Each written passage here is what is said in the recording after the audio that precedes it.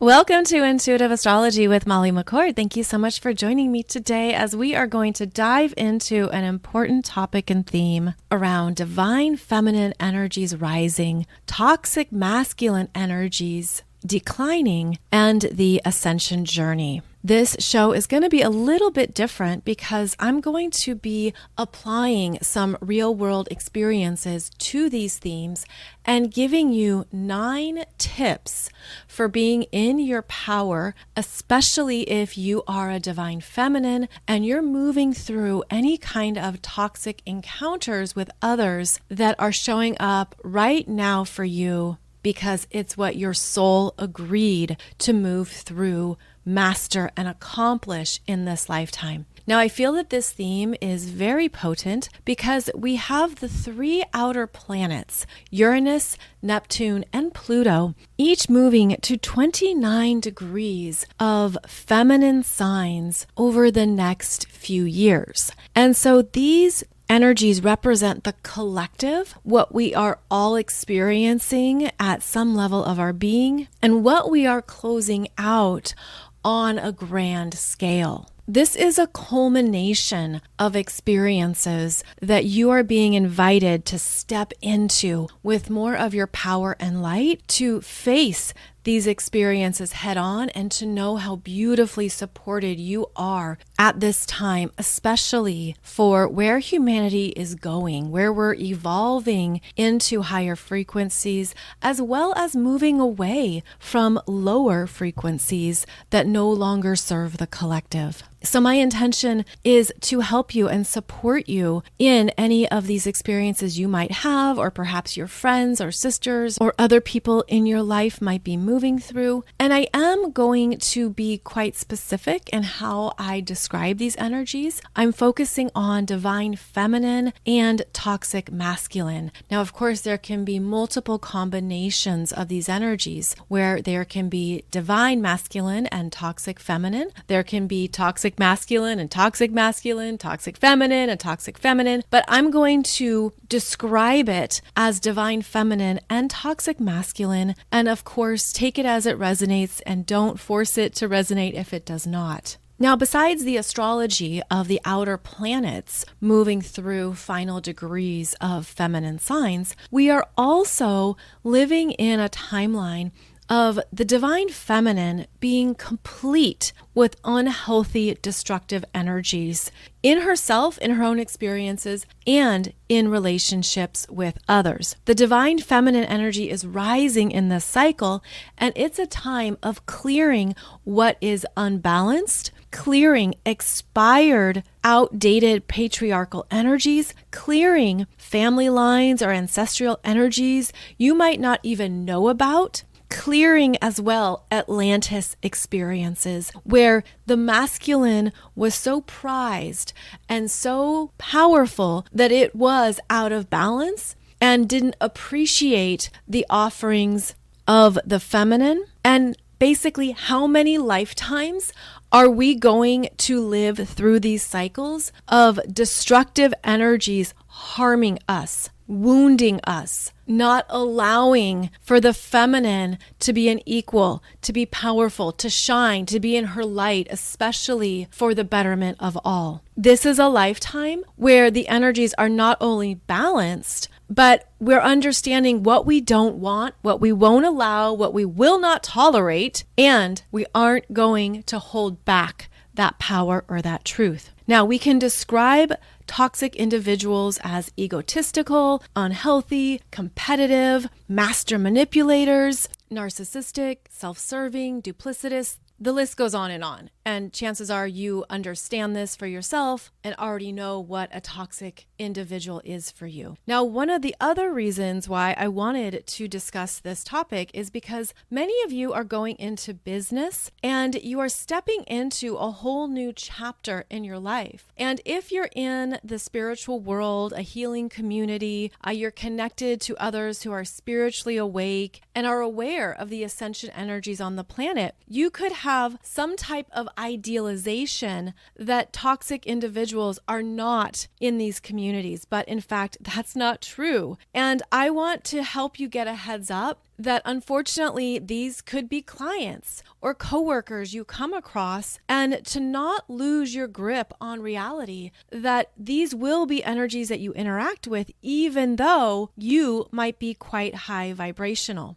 Now, I've been building my platform for over 13 years, and I specifically work with thousands of you, literally over 15,000 of you who are also developing your business. And I take my reputation, my name, my business, my offerings seriously, and I stand behind them, where I will not accept slander, libel, professional defamation. I will not be diminished, insulted, harassed, or mocked, and neither should you. And it's important that you stand in your power and know that even though the success you're creating is yours alone and you're offering it to help others, toxic individuals will absolutely try to take you down, diminish your accomplishments, insult your expertise or your knowledge base, and the list goes on. Unfortunately, these are still energies we have to deal with in our spiritual businesses.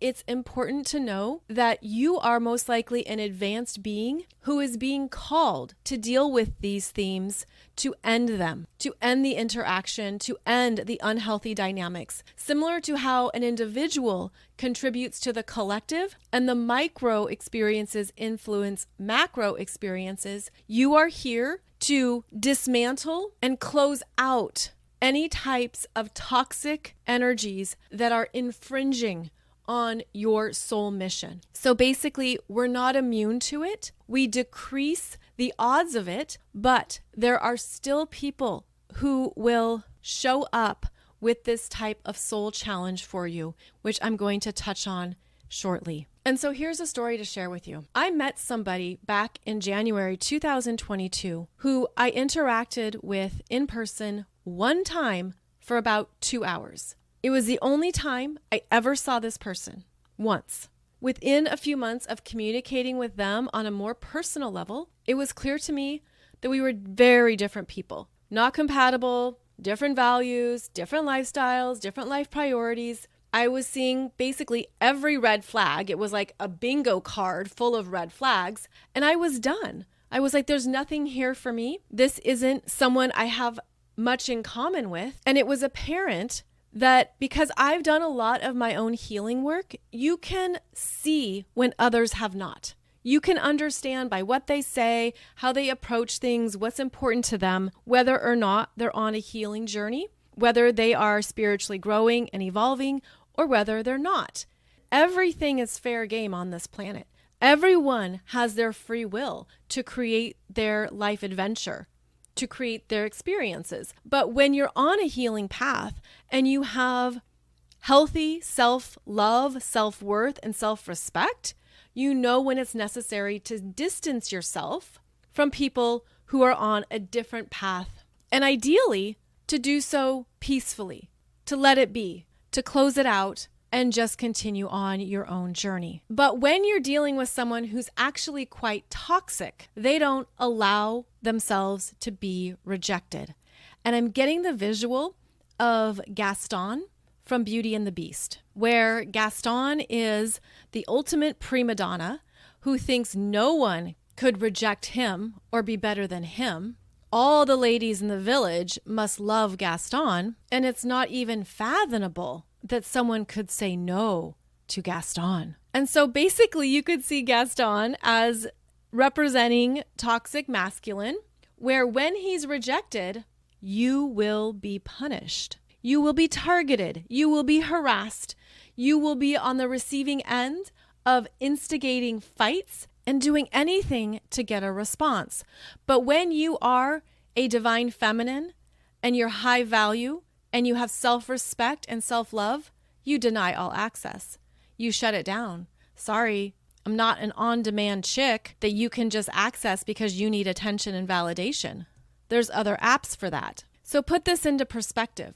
Can you imagine meeting somebody once for 2 hours and nearly 3 years later, they are still so heavily obsessed and competitive with you that they've made it their mission to attack you, target you, and harass you? Which only demonstrates how toxic, unhealthy, and unhealed they are.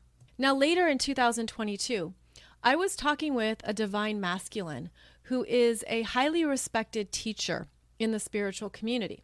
And he was telling me about a buddy of his who intentionally sleeps with his audience and his following. He was saying that this person operates by basically having sex with their fangirls and their followers. And I said, oh yeah, I know individuals like that. That's also how they maintain attention. And those fangirls don't know that they're simply one out of hundreds or thousands of others who are treated that way. Now, two consenting adults can do whatever they want, but it certainly starts to raise eyebrows when you learn this has been predatory behavior with hundreds, if not thousands of women over the years, especially when it's regular behavior. Again, not illegal, but it's important to note that this is hidden behavior and also a clear indicator of someone's intention for gaining a lot of attention and how they conduct their business and what they use their public platform for. They can act one way on camera and be the exact opposite in real life. And a friend of mine mentioned, hey, isn't that what happened to Rodney Yee, John of God, Bikram Chaudhry? I mean, here you have these individuals using their platform for access to women who may or may not be aware of the bigger story. So what do you think about that? I mean, really, what do you think about someone who sleeps their way through their audience? People can do what they want, but it's sort of like the Me Too movement has already been underway in the spiritual and self-help industries because the universe is showing us where we have important choices to make. Who are you going to give your energy to? Is it a fit for you? Are you seeing who they really are? Are you also understanding your own energetic power? Now, when I was talking with this respected divine masculine in 2022, I asked him, I'm like, how does that make you feel to know that there's people behaving like this and that it's how they interact with their audience? And he was like, it just disgusts me because I can't fathom it. I can't imagine treating women that way or audience members that way. And I can't relate to it. And I feel like when we look at how each of us is here to become more empowered and to heal and to be more spiritually awake, again, there's things we don't tolerate. We're not going to interact with it. We block that. We unsubscribe. We unfollow. We say cancel, no more. This is not where humanity is going. This is not what we want in this industry, on this planet. And we also want to close it out for generations to come so that our sons, our daughters, our grandchildren aren't repeating these cycles. And it was important to hear the divine masculine perspective from this one person because I feel like there's too many amazing divine masculines on this planet right now who are doing their work, who are healing, who are empowered and fully in their soul purpose and soul mission. There are too many incredible divine beings who are conscious and actively aware of their energy that won't tolerate toxic individuals because we're moving way past that. Where we're going and what we're co-creating now involves more collaboration, not competition. It's about co-creation and how the magic in you supports the magic in others and vice versa, that there's more than enough for everyone on this planet to be successful. We're moving out of patriarchal systems that says there has to be a number one. There is no number one. That's old school thinking. There's you being the best you can be while growing, advancing, and becoming more of yourself than ever before. We're not doing the egotistical positioning or proclaiming to be the best. There's only each of us doing better every day and allowing that to be good enough. So if you are in any type of situation with a toxic individual, toxic masculinity, perhaps a parent, someone in your social circle, a coworker. In fact, it's in the work environment that we tend to experience these energies the most because work environments are actually soul groups that are completing various chapters, themes, and life experiences together, and it can stir up a lot. It also, of course, brings in your primal and survival needs of needing a paycheck, needing some form of security, feeling like you just have to tolerate it or deal with it. If you have a toxic masculine boss or coworker who exhibits certain qualities that you find disgusting, repulsive, and unhealthy, It can be hard to make necessary changes when you need another job first or you feel trapped. So I hope that this advice I give you supports what you can do to care for yourself and remain in your power. Because as with all things in the universe, this is where beautiful gifts can be revealed to you. So the first tip is that when you're dealing with toxic masculine, especially highly competitive, driven by the ego, disconnected from the heart, very self-serving, someone who will do a little to gain a lot, basically a con man of sorts, it's important that you go higher and not meet them with your own ego, because then you've just established that you're equals. Then you've just established that you're going to meet them in their place of power, which is the ego. And with certain individuals, they are so destructive. They love to fight. They only get meaner and more fierce and expect you to get weaker, as if you aren't in your power, especially as a divine feminine. Divine feminine has power in a different way. So you do not meet them in the egoic energies. You go higher and you align with the universal spiritual laws. And when you do that, now you fully connected with more of your divine power, universal forces, and how things naturally will play out in the world. So you have to manage your own ego. You have to manage your own emotional experiences and what is rising up in you.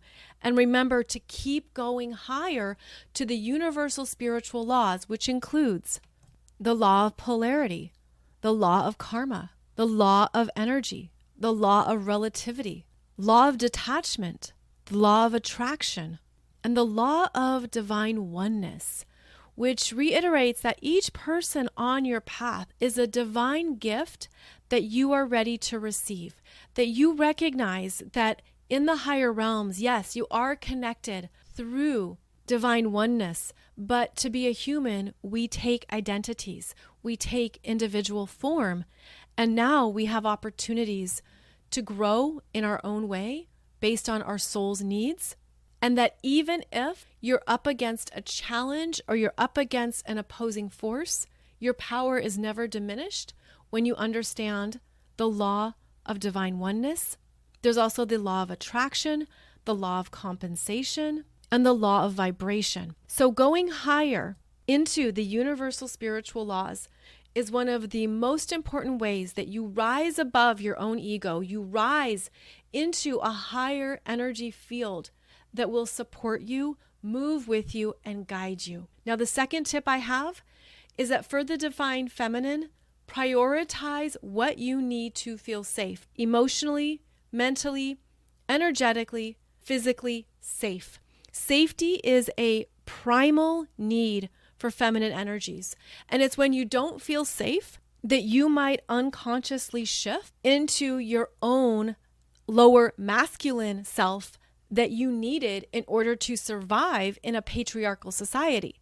So it's common to move into those masculine expressions within yourself when your feminine, your inner child, the softer, more loving parts of yourself don't feel safe at some level of your being. So prioritize what that is for you and be aware of it. Look at how you need to detach or block. Look at how you turn your attention away and you don't even focus on this person. Let's say you haven't watched any of their videos or content or anything for 2 years because you know how toxic they are, that they just want to be mean and hurtful and hateful. And you don't need that. So why would you connect your energy to that frequency? Have you experienced this with anyone in your life? Have you experienced being around individuals who are not safe, verbally abusive, emotionally reckless, whatever it might be? It can be very subtle. It can be the part of you that just always feels, I don't like being around this person. I don't like this energy. So trust yourself, then step into your power and your choices around how to block their energy through energetic practices, new boundaries, establishing anything that supports your energy and how you feel safe, and trust how your energy is speaking to you. Now, if you are looking to figure out more about their character, My number 3 point is to test their character for better clarity and understanding. And this is something where you're just gathering more information. Similar to asking clarifying questions or wanting more facts, people show you who they are by their actions. And as you observe how they interact with you, you can also collect a lot of information about their character by observing how they interact with others. And I recommend being very wise and discerning, where you're not going to give someone your most prized possession. For example, if you have a really precious crystal vase that's a family heirloom, you don't just offer that up or allow them access to that. Instead, you start with Fisher Price plastic. How do they treat this? How do they receive this? How do they act? What if you create a ridiculously stupid text message that they take seriously instead of seeing the humor in it? If this is someone that you really believe is toxic, destructive, and unhealthy, act wisely, be smart, and do not be unnecessarily vulnerable with them or open yourself up in a way that they'll use against you. So test their character and believe what you see. And as you do so, it brings me to the 4th point. Traveling the high road is often emptier and quieter. As you go higher and you work with the spiritual laws and trust yourself and listen to your energy, you might find that there are passages where you are more alone.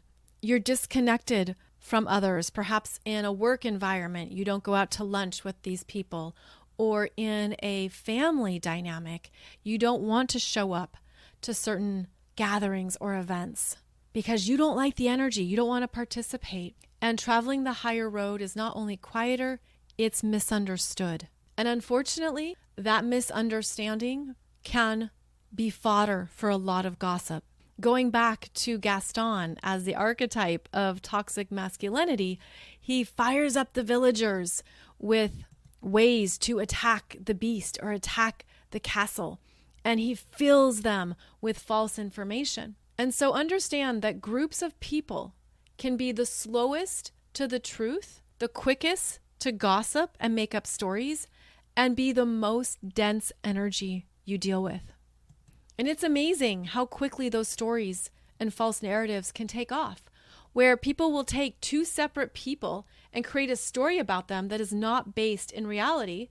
And then those false narratives and assumptions start to take on a life of their own. Have you ever been in that position where people make all these assumptions about you and yet not a single person asks you directly for your perspective or what you're thinking? Not a single person asks if any of this is true. They don't confirm the accuracy, the facts, or the details. They just go off on all these assumptions. And as you step back, you can see it's a fascinating observation of human nature and group dynamics where people play into the drama. And then when you have a toxic masculine who loves the attention, who wants more drama, who feeds it with false, salacious information, it's like a bonfire of nonsense has taken over. But remember, you're dealing with universal spiritual laws on your side.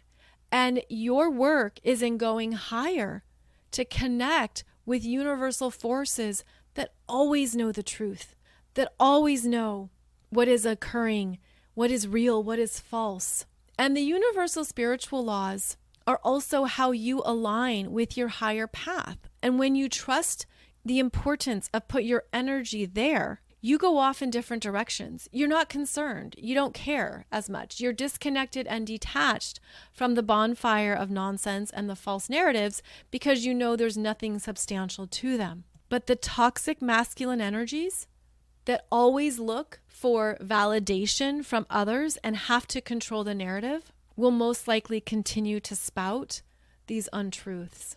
And it also continues to become ridiculous when people add certain labels about these individuals. They are not your soulmate. They are not your divine counterpart or a twin flame or whatever beautiful, lovely term you want to use. Chances are they're just a toxic jerk. They are someone not healing, not doing their personal work, not even a caring or loving person. They are simply exuding toxic traits, and that's absolutely their choice.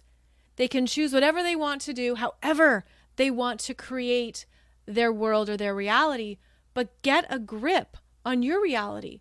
Even if you're spiritually awake, don't lose your common sense. Don't idealize them or think they're going to change or wait for their potential.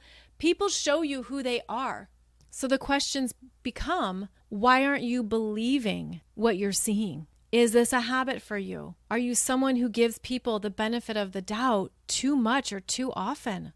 Be responsible with your empathy. Too often, especially as an empath, an energy reader, an intuitive, like, yes, you see the best in someone, but you got to see the reality of how they're showing up. And you've got to accept it as is.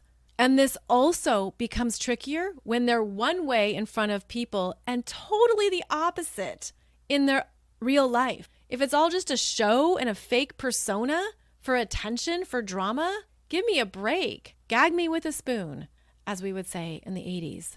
You have to be real with yourself about, why am I paying attention to this? What is this offering me? Why am I energetically connecting with that? And this brings us to number 5. Take responsibility for your energy and your soul purpose with this. So if this is a karmic contract, if this is something that you knew you would experience as a pattern or a cycle or a part of your life, own it. Own this experience by not only being a badass, but by doing your energy work around it, taking ownership of what is coming up for you. Maybe it's your shadow self, your wounded inner child. Maybe there are parts of you that are coming through that you don't even like and you want to evolve it, you want to change it. Allow this to be a catalyst for your own badass growth and allow it to empower you in a way that allows you to continue to be strong and in your self-respect. The bigger perspective to also connect with is that every great story, every great movie involves a battle between dark and light, good and bad, love and fear, low and high, ego and spirit. Movies, books, all forms of entertainment are based on various versions of this dichotomy. And what happens in the end? The good prevails. The light expands. The love grows. You go higher. You learn from it. You can also understand that you're learning a lot that's going to support you for the long term. And it might make you a better guide, mother, sister, friend, teacher to others as well because of what you've been through. Allow this to be something you offer to the collective in support of the divine feminine journey. And so not only do you keep the trust and the faith, even if it sinks at times, even if you doubt it, even when you're overwhelmed, exhausted, why won't this asshole go away? Why are they so obsessive? Whatever questions you are contemplating and sitting with, it's important to energetically work through those with your own personal tools. And I also want to recommend to not be attached to outcomes. Do not be attached to how you think this should play out or where this could go. When you are working with the universal spiritual laws, you have opened up unlimited potentials and possibilities for something to unfold. And as long as you are holding a powerful, clear intention for yourself, the universe will show up to guide you forward to reach that intention.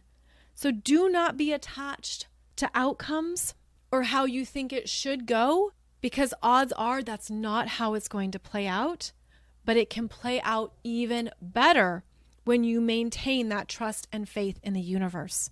Number 6, being a target will happen. Chances are you are not the first target, that there are others that toxic masculine energies have targeted, but in the big scheme of things, it will be temporary. And so understand that being a target means they will turn the truth around to make it work for them. They will always respond, especially when it's the truth. When you're saying something truthful, you'll get a bigger response and reaction out of them. It's almost like that volcano erupting in the background. They will perhaps stir things up to be more sensational and to influence a naive, gullible population, the villagers who believe anything this person says, the naive audience or younger generation who doesn't see the truth or the bigger picture. They might become more competitive to look superior. They will spread lies, create ridiculous statements that are not true. And if this all stems from them being rejected, they'll turn it up to be as harmful as possible.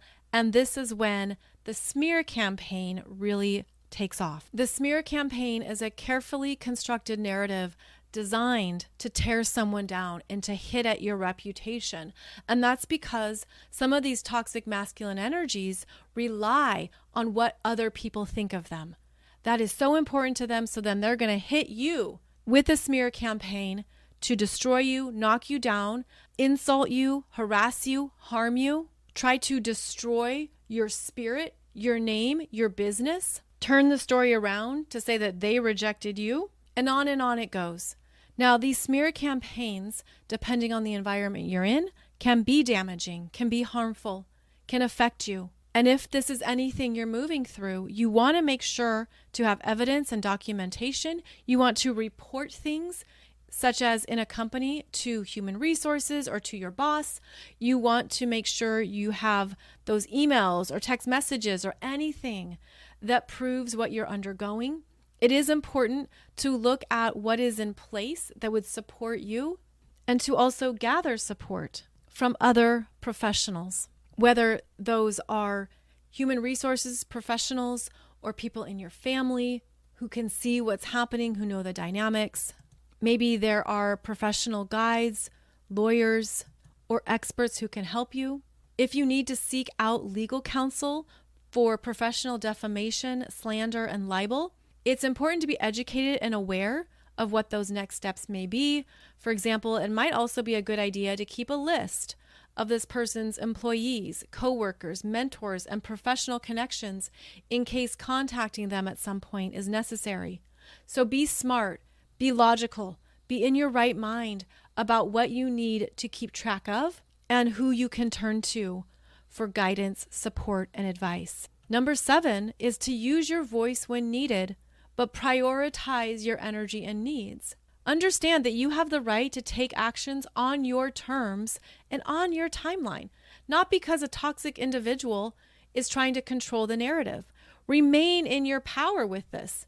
You don't have to respond or react to anything. And in fact, that would just wear you down and wear you out. So prioritize your voice and your needs and know that you're working with these bigger universal spiritual laws for a reason. The universe is supporting you and you will receive confirmation of that. It will show up in unexpected ways, but it will happen. Number 8, how long will it last? Astrologically, it will last as long as the tough transit in your chart unfolds. And specifically, this can be related to Saturn, Chiron, Uranus, Neptune, or Pluto transits happening directly to your personal planets or important points in your chart. Understanding the transiting aspects in your chart will help you endure the challenges of this energy because it's not simply a mental decision. So if you decided 2 years ago, I'm so done with this person, but you're in a tough transit, it's still going to move with you through that tough transit. And so this is a great way to understand your own personal timeline with it, because for all the reasons it was over for you a while ago and it still keeps showing up, the astrological unfolding process reveals what you're moving through at a deeper level. And that can help with your expectations, managing your energy, your emotions, what you're going through, helping you, again, to gather support for what you need now, as well as continuing to focus on your own healing, on your own energy, and to dive into what am I learning? What am I healing? What am I understanding? What is this about? What am I moving through that I'm going to master and own? And I can rest assured it won't last forever, but I'm in it now. So understanding the astrological transits in your chart are going to help you see okay, this is a longer experience than I anticipated, but I'm going to power up. I'm going to handle it. I'm going to move through it with my dignity, my self-respect, and my self-love. And I'm going to be even stronger because of it, knowing that what I always have control over is myself. It's also important to monitor where your energy sinks into feeling like a victim, especially because you don't understand why or what's happening. But this can also be a powerful point of inquiry at a soul level. And I would recommend reaching out to professionals who can assist you in understanding what your soul is learning, maybe what karma is completing, what is coming up for you to masterfully own. I know I've said that already in this podcast, but it bears repeating, because the more you continue to connect with your power and your soul growth, the more you will elevate and also be rewarded, especially through the law of attraction. And this brings me to my number 9 tip, which is to remember that power walks quietly at times. Do not discount your truth. Do not waver in your power. Do not diminish your journey, but allow this to expand you, to evolve you, and to connect with more parts of your energy that are ready to be fully integrated. Know how to use your words intentionally.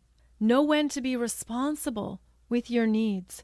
Do not wither in your wisdom or what you're learning along the way, and recognize when it's appropriate to move with greater grace. Toxic masculine energies are incredibly predictable, and that's because they're not growing. They're not healing. They're not self-reflecting. They're not even willing to see themselves realistically.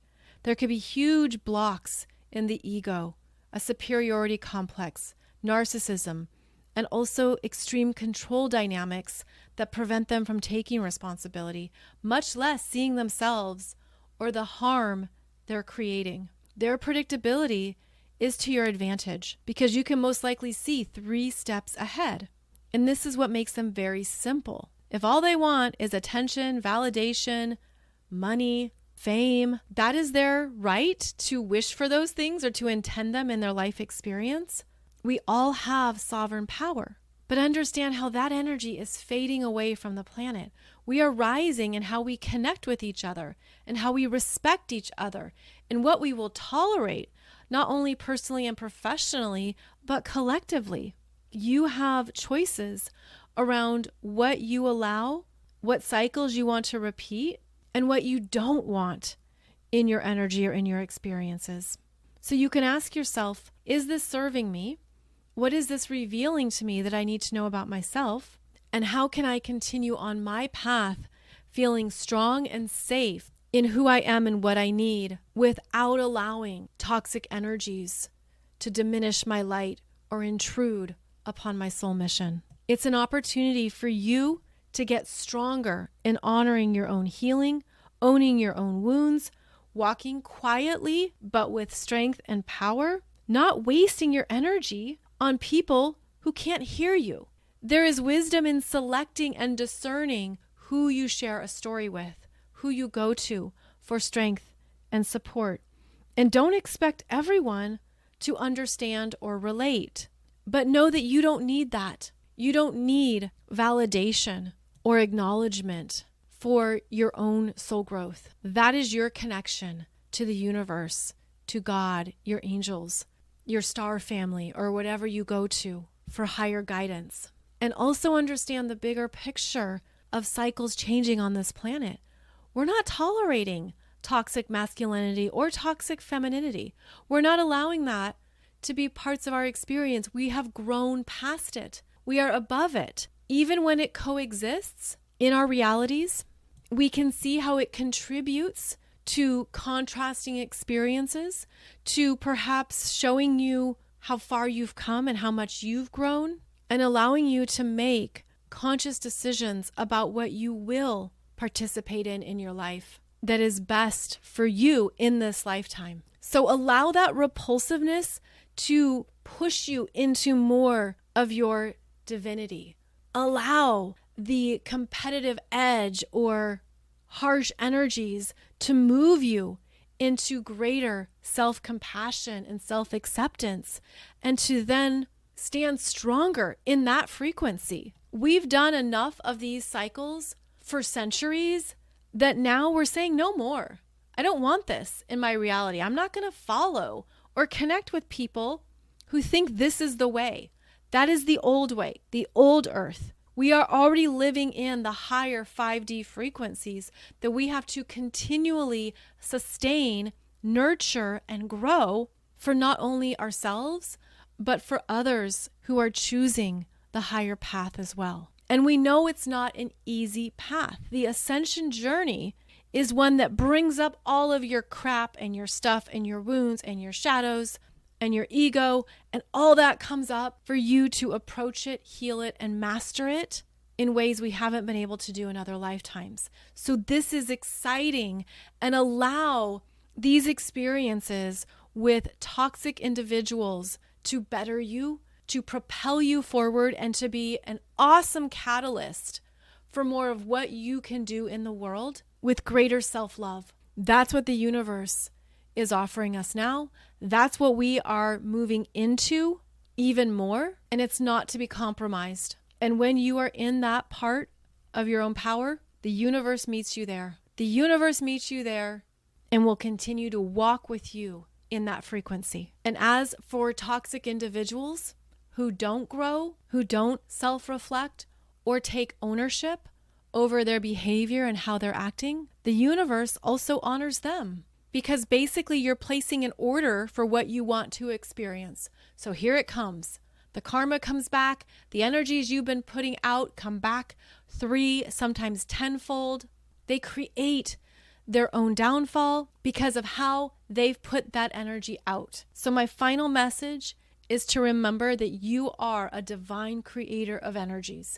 You are creating energies at multiple levels of your being through a very dynamic matrix field that will allow you to rise up to more miracles or descend into lower frequencies if that's what you've been creating. So stay the course in how you want to create your life and how you are choosing your own adventure. Stay the course on your ascension journey and path, even if it's lonely at times or empty or uncertain. If you are harnessing and understanding the power of the universal spiritual laws, as well as what you are meant to heal and move through in this lifetime, you are golden. You are 5 stars. You are going to always rise up and rise above without compromising your integrity, your power, your intelligence, your strength, your essence. The new, evolved, empowered divine being is what we're being called to embody in this lifetime, and the universe is here for it.